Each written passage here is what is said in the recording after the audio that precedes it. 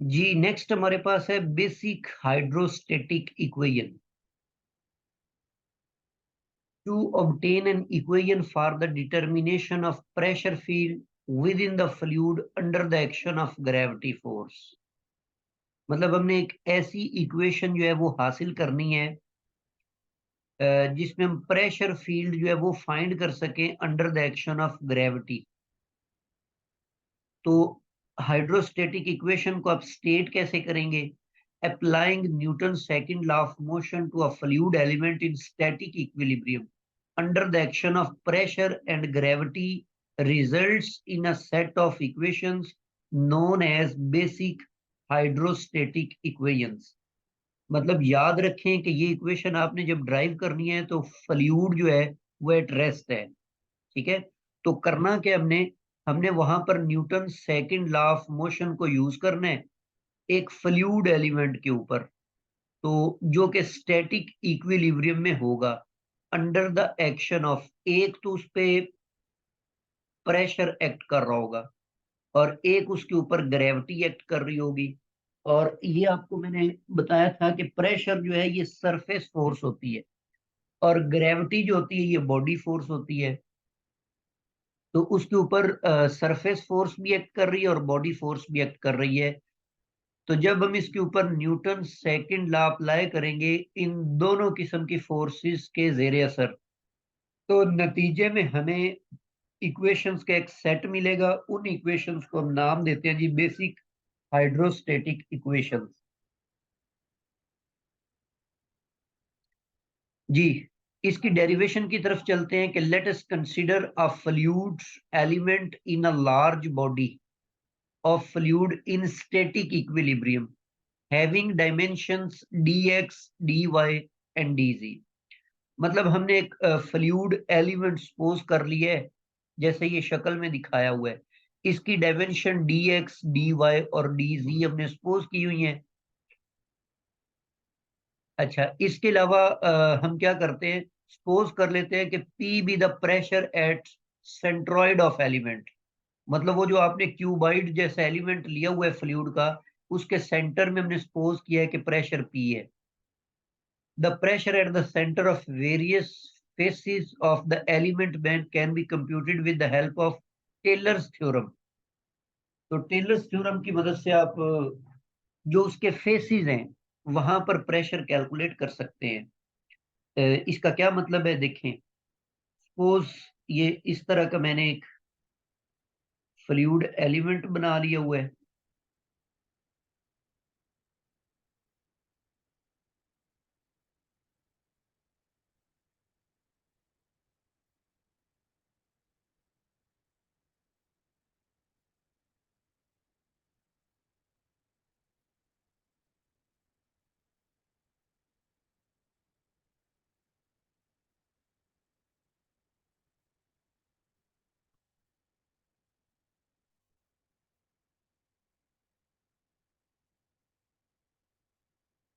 अच्छा यहाँ पर ये ड्रॉ नहीं हो रहा, तो नीचे जो बना हुआ है हम उसी से देख लेते हैं इसको। अच्छा अब यहाँ पर ये है कि since the area of each face is infinitesimal, मतलब ये हमने very small element of fluid लिया हुआ है। तो इसीलिए हम क्या करते हैं, we can assume that the pressure at the centre of corresponding faces is distributed uniformly over it. कि जो प्रेशर है वो तमाम फेसेस के ऊपर यूनिफॉर्मली डिस्ट्रीब्यूटेड है। therefore the surface force for each face of the fluid element can be determined by the product of pressure at the center of face and its area। ये उसने यहाँ पर ये बात की हुई है कि प्रेशर, आपको पता है कि प्रेशर इक्वल होता है।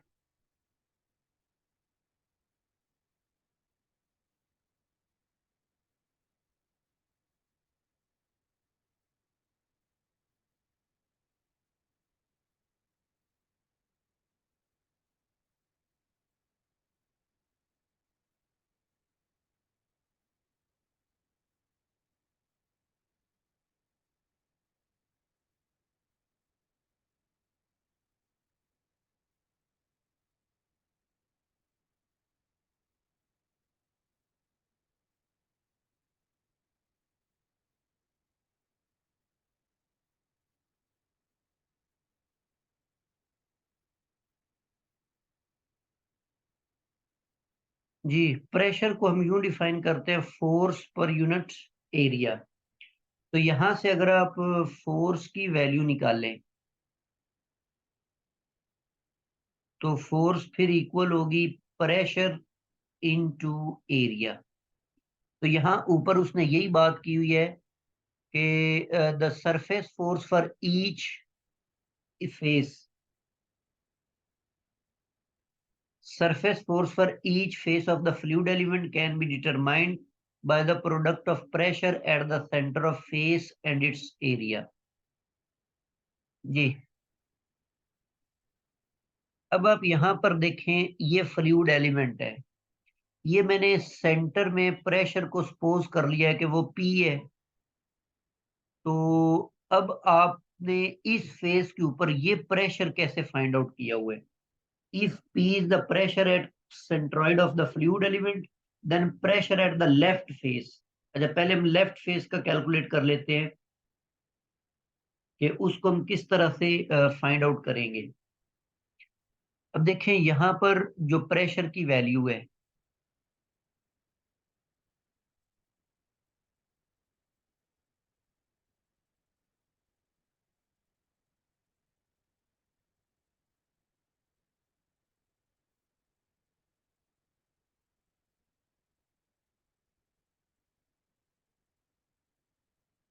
देखें यहाँ पर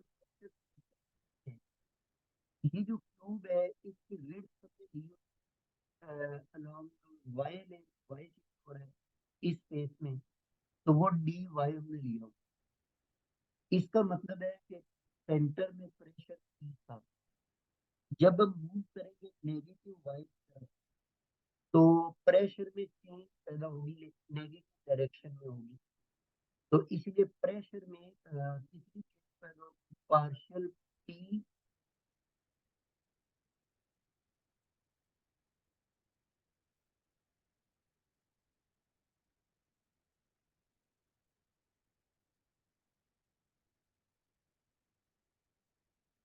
ओवर।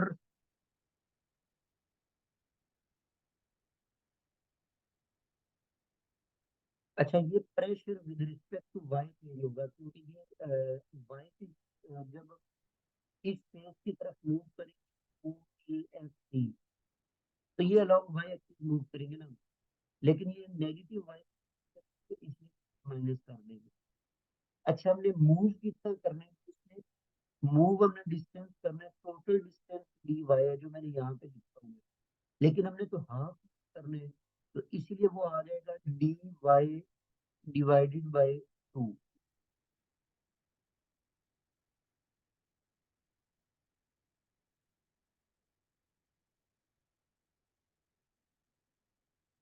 ये अगर डी वाई है तो ये आपके पास लेफ्ट पर प्रेशर वैल्यू आ जाएगी नीचे, यहाँ पे हुआ है।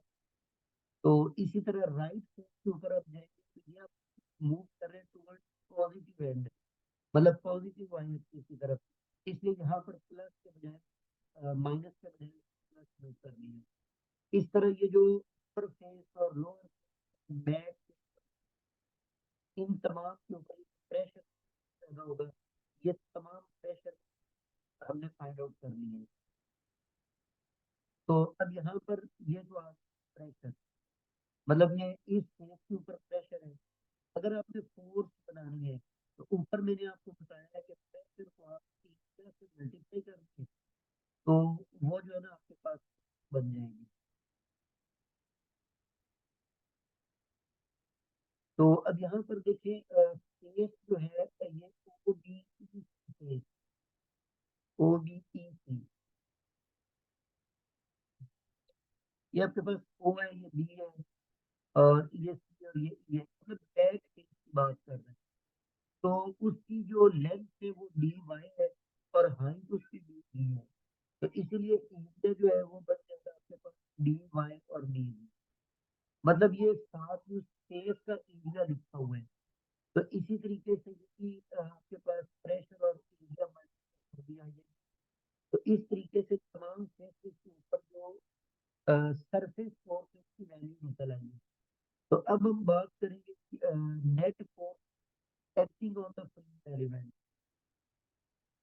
तो ये दोनों किस्म की जो फोर्सेस है, दोनों फेसिस वाली फोर्सेस, मतलब फाइनल जो फेस और स्टार्टिंग वाला फेस, उनको आप फाइनल माइनस इनिशियल करके ये टोटल हर हर डायरेक्शन की बात कर रहे हैं। मतलब ये ऊपर वाला जो जो अलोंग एक्स एक्सिस की डायरेक्शन है वहां पर जो उसके परपेंडिकुलर उनसे फोर्सेस चलाएंगे। इस तरह नीचे जो वाई के परपेंडिकुलर फेस है उन दोनों की फोर्सेस आ गई, ये हमने टोटल फोर्स यहाँ पर बना ली है। तो ये टोटल आपके पास सरफेस फोर्स निकल आई है। अब मूव करते हैं बॉडी फोर्स की तरफ, और बॉडी फोर्स सिर्फ कर रही है जो कि फोर्स ऑफ ग्रेविटी है। तो इसलिए यहाँ पर ये ग्रेविटी जो है वो, और बेसिकली तो होती है एम और G, F is equal to M होता है। लेकिन मैथ को हम लिख सकते हैं डेंसिटी इन वॉल्यूम। ठीक है, मैथ में होता है डेंसिटी वॉल्यूम होता है, और जो ऊपर हमने क्यूब बनाया है उसका volume D F D Y और डी जी। तो बेसिकली की जगह पर डेंसिटी और यहाँ पर ये वॉल्यूम के लिए राइट कर दिया। तो ये आपके पास बॉडी फोर्स आ गई। तो नेट फोर्स कर रही है वो surface force plus body force. तो दोनों फोर्सेस को यहाँ पर एड कर दिया, और ये वॉल्यूम जो है, वॉल्यूम एलिमेंट, ये दूसरी तरफ डिवाइड कर दिया। आपके पास फोर्स पर यूनिट वॉल्यूम। तो by Newton second law of motion, F is equal to M, और एम के बारे में बताया रो और डेंसिटी और वॉल्यूम का मल्टीपल होता है। तो यहाँ से अगर आप वॉल्यूम बनाएं तो उसकी वैल्यू डेंसिटी। तो अब अगर आप इसको इक्वेशन के साथ कंपेयर कर लें, तो उससे कंपेयर कर लें, और स्टैटिक और बात यहाँ पर जब स्टैटिक इक्विलिब्रियम होता है तो वॉल्यूम है वो इक्वल टू जीरो होगा, क्योंकि एक्सेलरेशन होगा। तो इक्विलिब्रियम में तो तभी होता है ना कि जीरो हो, मतलब वेलोसिटी तो रेस्ट में हो या यूनिट मूव करे तो वेलोसिटी से मूव करे। तो अगर फ्लूइड रेस्ट में होगा तो भी एक्सेलरेशन, अगर वो वेलोसिटी से मूव करेगा तो भी एक्सेलरेशन होगा। तो दोनों में जीरो है, इसलिए वॉल्यूम के आपके पास जीरो है। तो ये आपको वैल्यू, तो वहां से ये रिजल्ट आपके पास है, एक gradient of pressure equal minus rho G into K. तो ये जो last equation is known as basic hydrostatic pressure form. और अगर हम इसके कंपोनेंट बना लें तो प्रेशर का जो ग्रेडियंट है, वैल्यू ऑफ ओवर,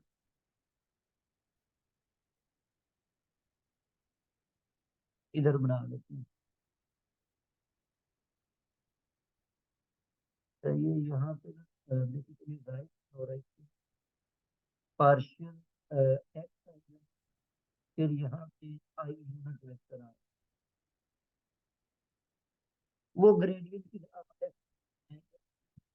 तो जैसे आपको पता है कि ग्रेडियंट होता है पार्शियल आई प्लस पार्शियल आई बी और प्लस पार्शियल। तो जो एक्स वाले कंपोनेंट और वाई वाले कंपोनेंट है राइट साइड में जस्ट आपके पास के वाला जी कंपोनेंट है। तो इसीलिए इनको जब हम कंपेयर करें ये तो जीरो आ जाए, और जो के वाला कंपोनेंट है वो इक्वल टू माइनस रो जी आ जाए। तो ये जो थ्री लास्ट इक्वेशन मिली है नोन है बेसिक हाइड्रोस्टेटिक स्केलर फॉर्म, ये वेक्टर फॉर्म में स्केलर फॉर्म है। अच्छा, जो इक्वेशन 7 और 8 है इसमें क्योंकि प्रेशर का डेरिवेटिव जीरो आ गया, प्रेशर का डेरिवेटिव वहीं हाफ से वो भी जीरो आ गया। इसका मतलब है कि प्रेशर जो है वहीं से पहले कर रहा, मतलब प्रेशर के अंदर इन्वॉल्व नहीं है और वहीं इन्वॉल्व नहीं है। तो इसका मतलब है कि प्रेशर सिर्फ v के ऊपर डिपेंड कर रहा है। इसलिए जो लास्ट इक्वेशन है, last ninth equation partial v, उसको हम इस तरीके से राइट कर सकते हैं। और यहाँ से आप डी की माइनस रो जी बन जाएगी। तो ये जो 10th equation form of hydrostatic equation. तो अगर इसके अंदर ग्रेविटी का इफेक्ट जो नेग्लिजिबल ले लेते हैं, तो जब ग्रेविटी का इफेक्ट नहीं होगा तो जी तो जीरो हो जाएगा। तो वहां से D is equal to zero आ जाएगा, मतलब फिर वहां पर प्रेशर क्या होगा, कांस्टेंट बन जाएगा। तो which shows that pressure constant through out the solute में।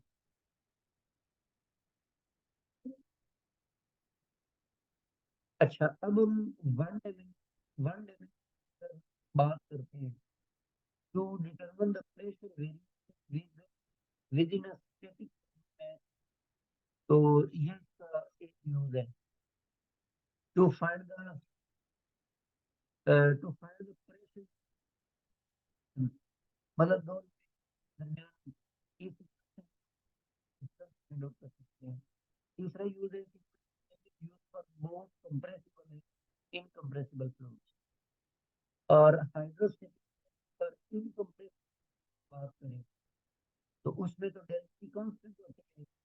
तो रॉ में भी consider constant effect of temperature element, मतलब जब हम कांस्टेंट कह रहे हैं तो सारी चीजों को डिपेंड करेगी।